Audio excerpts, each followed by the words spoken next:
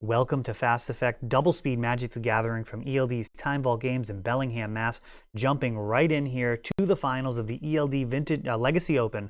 We've got Sam on Grixis Control, Thought-Seizing Andrew on Omnitell.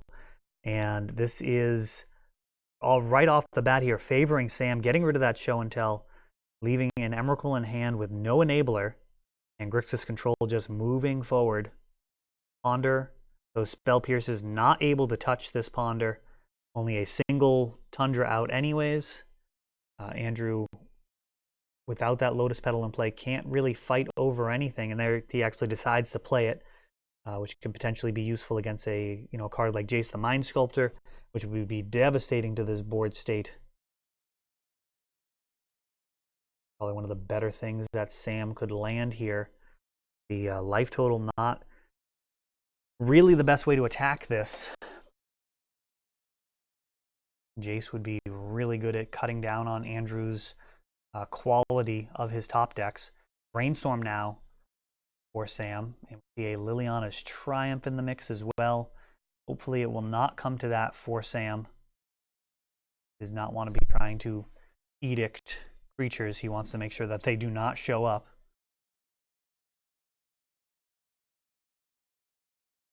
Sam fetching after that Brainstorm. A ton of Spell Pierces available for Andrew, along with a Show and Tell and a Teferi.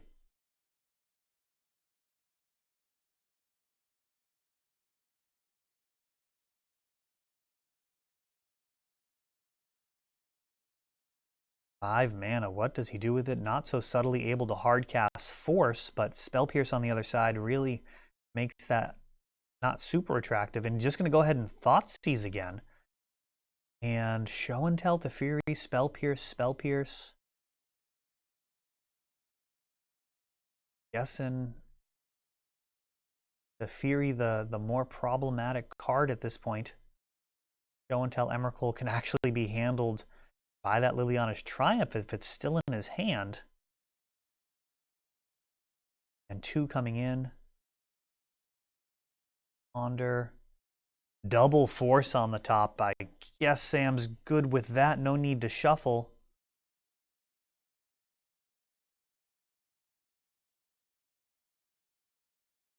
I'm going to look to potentially just lead Andrew out with this Snapcaster Mage. Force of Will pitching Jace the Mind Sculptor. High value card there. 2 damage coming in. And we see why Jace was pitched is actually another one coming down. And immediately starts Fate Sealing. Andrew's counter's actually live for a moment, but he doesn't have the mana to really do much with it.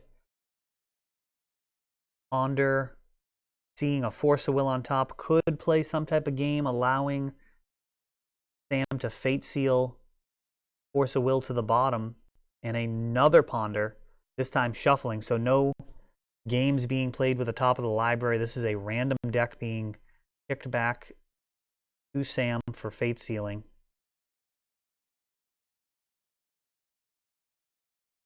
He'll have a couple of Force of Wills to bat down whatever it is Andrew attempts to do.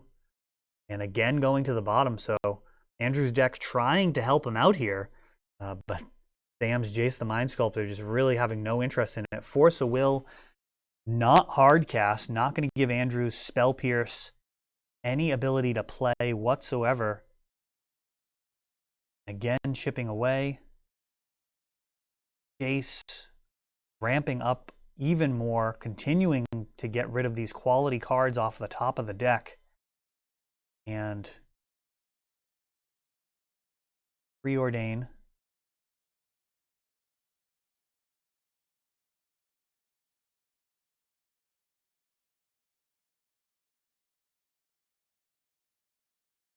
Now Andrew can get rid of this Jace the Mind Sculptor. Ratcheting up. Unlikely to have a card like Council's Judgment. I don't think Teferi can bounce it. I think that only gets artifacts, enchantments, and creatures. Oh, we'll find out right now. Teferi.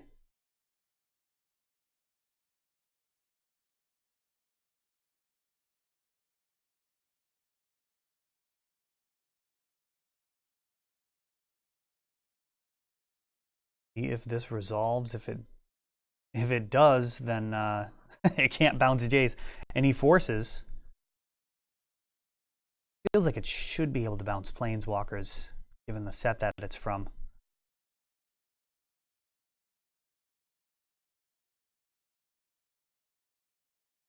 Jace ticked up to 13, ready to ultimate.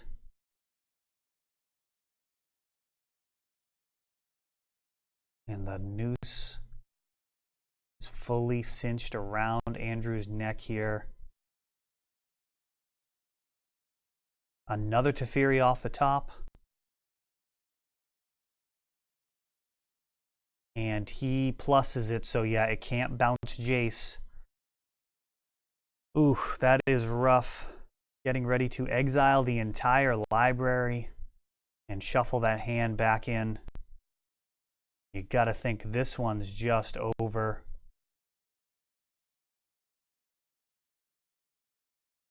Snapcaster alone should be enough to wrap this up. Andrew playing it all the way through.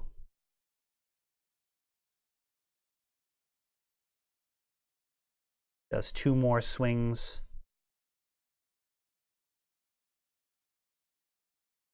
And I guess maybe he drew Cunning Wish. He's looking at his sideboard. Yeah, Cunning Wish. Is there anything that he can get? Noxious.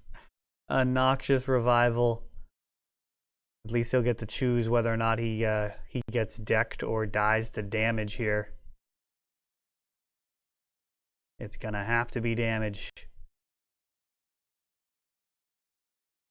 4 cards here. Blessing Teferi. Oh, and I think there was a Hymn to Torok on the other side. That is just rude at this point. Oh, and he does cast it, getting rid of this Noxious Revival, or forcing Andrew to decide to use it. And he'll pay the 2 life and go ahead and put something on top of his library. Oh, Teferi, why can't you bounce Planeswalkers? Doesn't seem that hard. They're non-land permanents. That is really an interesting choice when they tried to balance him. I mean, he is a 3-mana Planeswalker who's already really good. So I suppose I may be in the wrong for advocating him being printed even better. But man, that Jace the Mind Sculptor was just too much. Andrew, no real ability to clear it at all. Post board, we'll see how this goes. We have seen a Monastery Mentor out of his board, and that guy is pretty decent at bringing some friends to the party and really manage Planeswalkers or life totals. Either way, they can do some damage and create a favorable board state for Andrew if it can stick around and he can play enough cantrips.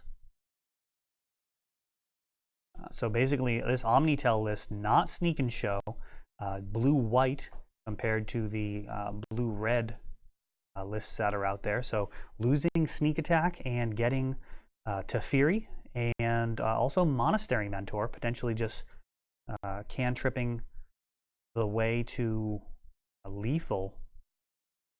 Even with a card like Omniscience, you can potentially be show and telling Omniscience and just running through your entire deck with your cantrips or lethal with a Mentor. Don't even have to have Emrakul. Of course, if you do find them while you're cantripping, nothing wrong with getting an extra turn and a 15/15 Annihilator 6 along with it. Andrew with his back up against the wall here in the finals. Down a game.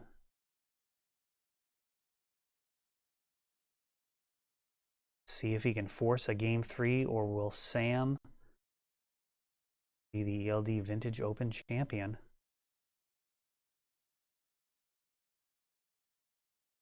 Seeing Force, Jace the Mind Sculptor, Baleful Strix. Sam's got some cards that'll play. Andrew leading out with Ponder and keeping Force of Will on his side.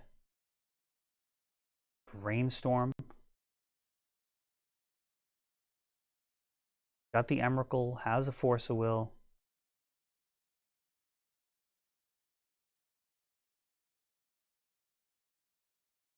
Really going to want a show and tell Omniscience, and with so many ways to potentially deal with an Emrakul, bouncing it with Jace, Liliana's Triumph, Snapcaster to get back the Triumph, always a threat if you're able to counter it.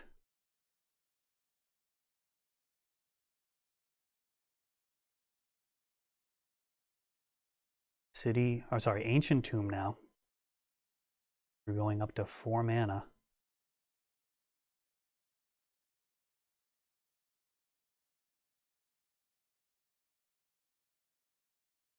Him to Torok, a extremely powerful card in this type of matchup. We'll see if Sam can find any copies of it. In a Red Blast, another very good card in this matchup. There, trading a single red mana for Andrew's 3 plus a couple of life, I believe. Doesn't seem to be reflected in the life totals there. That Ancient Tomb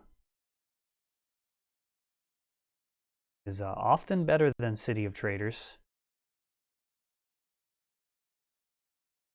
See if the life totals become relevant here. Last game, life totals did kind of matter, but Jace the Mind Sculptor was actually the card causing the most damage in my view. Brainstorm along with a fetch land here for Sam.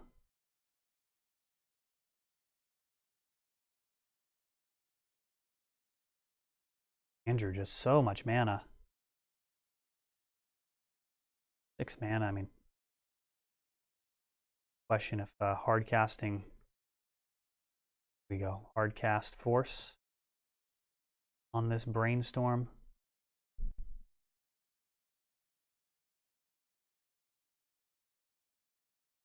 Andrew recognizing the best combo in the game when he sees it. Brainstorm plus a fetch. Not going to allow that to happen, but he does want it on his side of the board.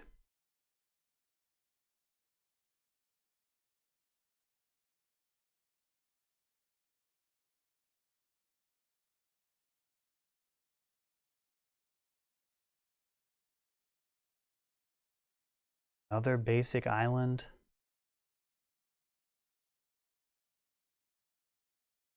And Ponder. Does feel like the shields are down.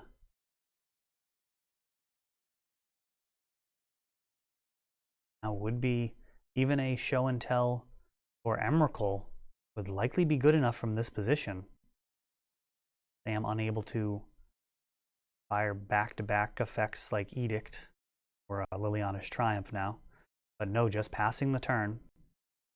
Now Ponder from Sam.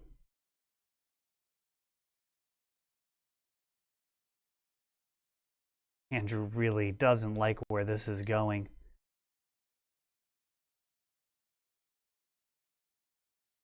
Sam, looks like, was that a him and Force of Will? Discarding Baleful Strix.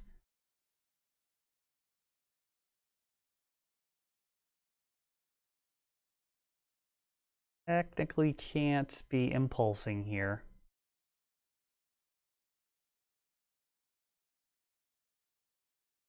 Once your opponent is discarded, you no longer have the ability to play any instance.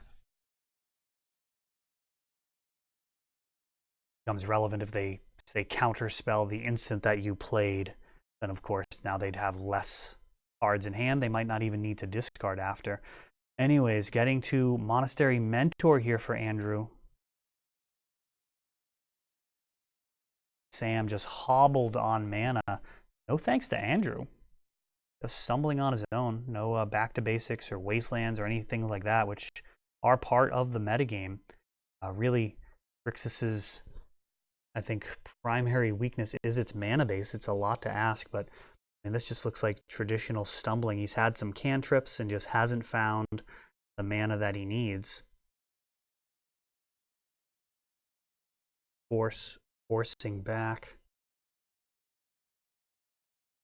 And Pyroblast on the Force of Will, so Mentor not going to stick. Oh, but maybe it is. Let's see here. Doesn't have any more white mana. Okay, there we go. I thought it was a second Mentor for a second, but no, he doesn't have any more white mana, even if he had another Mentor in hand. Now going back to Sam and double black online. Are we about to see a Hymn to Torok? Such a scary card for a deck like Show and Tell. There it is. Leaving just one card in hand. Emrakul and Cunning Wish. Emrakul going to get shuffled back in with the whole graveyard unless Sam has a Surgical, and he does. And this is getting a lot harder now. The rest of the graveyard will get shuffled in.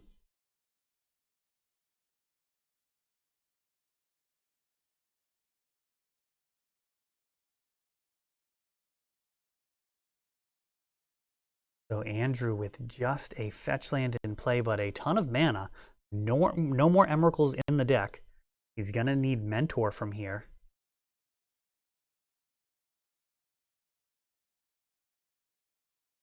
The Fury plussing.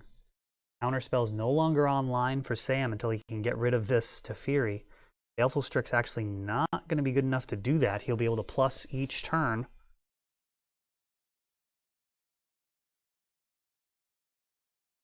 So he can stick around indefinitely versus Singleton Baleful Strix.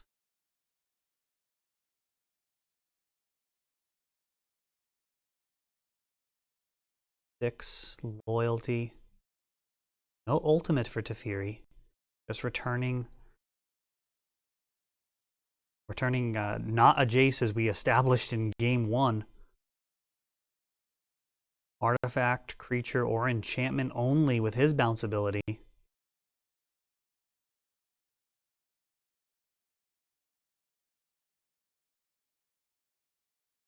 Jace ramping up.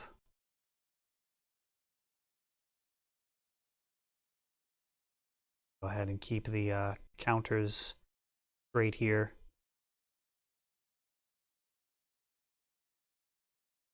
And looks like Sam going to elect to go to the face with Baleful Strix.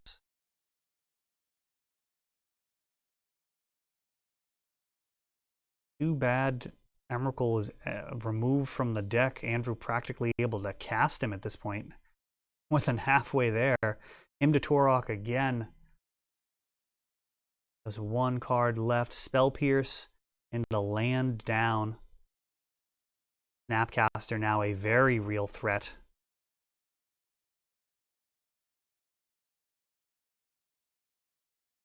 Jace up to near lethal. One more damage coming in from Baleful Strix. And Jace ultimate. Just some Lotus Petals and a Force of Will. And Sam Best is the ELD Legacy Open champion. Jace the Mind Sculptor, just an absolute MVP in this finals matchup, taking it down in 2.